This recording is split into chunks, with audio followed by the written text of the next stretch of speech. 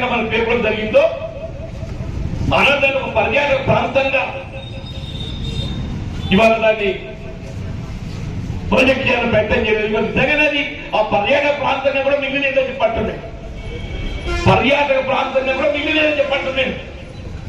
నేను రాష్ట్రం ఏదైతుందో 1,20,000 కోట్ల అప్పు చవిచూడాల్సి వచ్చిందని చెప్పండి. కృష్ణా నది జలాలలో ఏదైతుందో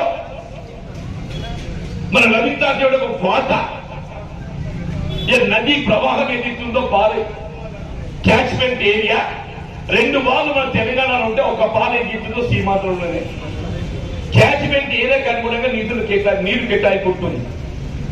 అంటే 200 TMC నీళ్లలో మన 2 బాలు వచ్చి ఒక్క పాలు సీమాంధ్రం పోవాలి. అంటే దాదాపు 500 పైచిలు TMC నీళ్లు మనకు వచ్చి 300 TMC నీళ్లు ఆంధ్ర పోవాల్సింది. 500 TMC నీళ్లు సీమాంధ్రమేనే, 300 TMC నీళ్లు మనకు వచ్చినాయి. దొరగా చేసిన ఇది మన లాభం చెప్పండి.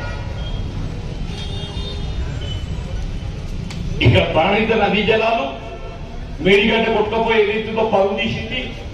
అక్కడ కృష్ణ నదీ జలాలు ఏదైతుందో జగన్మోహన్ రెడ్డితో మరి మైత్రి బంధంతో కమిషనర్ కక్కుర్తితో ఏదైతుందో రాయలసీమ లిఫ్ట్ ఇరిగేషన్ ప్రాజెక్ట్ ద్వారా రోజుకు 8 TMC నీరుని ఎత్తిపోసే విధంగా, అంటే రోజుకి 8 TMC నీరు ఎత్తిపోస్తే నీ నాగరి సాగర్ మట్టిపోతే అందులో ఏమి నీరు ఉండదు ఆయన అని చెప్పండి.